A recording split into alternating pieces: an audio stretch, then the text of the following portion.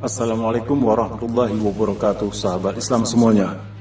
Bulan Oktober 1923 merupakan sejarah kelam dalam perjalanan dinasti Islam terbesar di dunia, Khilafah Utsmaniyah. Pada tahun tersebut, Kamal Atatürk memaksa Sultan Hamid II menyerahkan kekuasaannya dan membubarkan khilafah serta mengumumkan berdirinya negara Turki modern yang sekuler. Syekh Abdul Qadir As-Sufi dalam The Return of Caliphate 1996 menjelaskan bahwa keruntuhan Daulah Utsmani bukan karena kekalahan militer, tapi karena tipu muslihat kapitalisme. Dengan perencanaan matang, Daulah Utsmani dihancurkan melalui jerat riba pinjaman yang tak tertanggungkan. Strategi kaum kapitalis dilakukan melalui dua mata pisau, pelaksanaan proyek-proyek nasional dan penyediaan kredit oleh perbankan.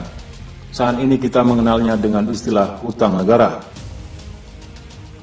Peristiwa ini terjadi sejak era Sultan Mahmud II 1785 hingga 1839 yang silau akan gemerlapnya Eropa. Proyek utamanya antara lain pembangunan jaringan kereta api Orient Railway yang menghubungkan Eropa Asia. Keadaan semakin parah setelah Sultan Mahmud II mereformasi Tanzimat, sistem angkatan bersenjatanya dengan model ala Britania. Tentara jihad yang selama itu bermodalkan tauhid diganti dengan tentara bergaji. Sistem demokrasi pun diperkenalkan. Jabatan wazir besar diganti dengan perdana menteri. Zakat dan jizyah dihapuskan, sementara pajak diberlakukan. Dengan menerapkan sistem ini dalam pemerintahan, anggaran negara pun membengkak, sehingga daulah terjerat hutang yang sangat parah, di mana setiap jatuh tempo, pusat pemerintahan di Istanbul tak mampu membayarnya, sehingga terpaksa mengambil pinjaman lagi untuk membuat proyek baru atau sekedar untuk menutupi kredit-kredit lama yang menunggak. Namun pinjaman baru ini tentu tidak dengan cuma-cuma, tapi dengan syarat-syarat tertentu, bunga yang sangat tinggi hingga 60%. Dan setelah dinyatakan bangkrut, Utsmani disyaratkan harus meliberalisasi politik dan ekonominya. Pada tahun 1875, Sultan saat itu Abdul Aziz dipaksa memoratorium utangnya kepada perbankan sebesar 200 juta pound sterling. Setahun kemudian, titik menentukan itu pun tiba. Turki Utsmani dinyatakan bangkrut dan dipaksa membentuk komisi internasional yang mewakili para pemodal asing untuk memastikan pembayaran utang-utangnya. Pada tahun 1908, menjelang jatuhnya Sultan Abdul Hamid II karena manuver kekuatan nasionalis liberal Young Turks, sebuah lembaga sejenis bernama Administration of Ottoman Public Debt kembali dibentuk.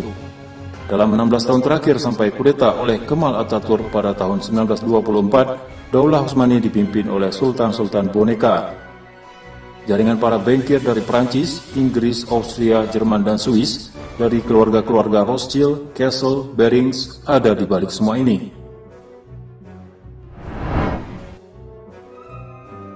Rongrongan oleh perbankan bukan cuma dilakukan di Istanbul, tapi juga di salah satu provinsi utamanya, yaitu Mesir.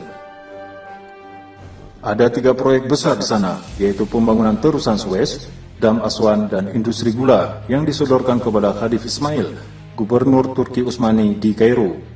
Dimulailah investasi perbankan yang akhirnya menjerat negeri Mesir dalam hutang nasional sampai hari ini. Khadif Ismail mengambil kredit kepada Kassel untuk pabrik gula sebesar 7 juta pound dengan bunga 7% per tahun.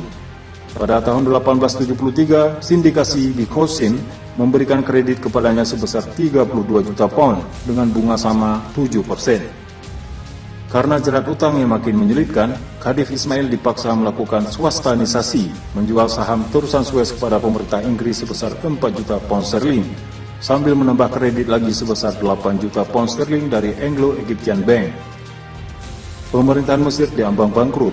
Jangankan untuk menopang dana buat Turki Utsmani, untuk diri sendiri saja Mesir sudah tak mampu mandiri. Hal ini menjadi semakin parah karena Mufti Mesir, Muhammad Abduh, mengeluarkan fatwa bahwa bunga bank bukanlah riba.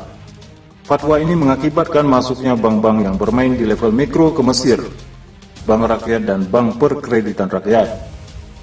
Masuknya perbankan makro dan mikro ini tidak saja menghancurkan ekonomi pemerintahan Mesir, namun juga ikut menjerat rakyat jelatannya dengan riba.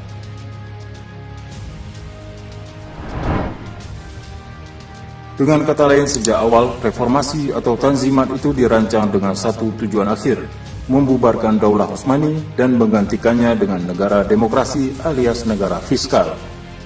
Begitu efektifnya riba dalam menumbangkan sebuah kedaulatan. Wallahu a'lam bishawab.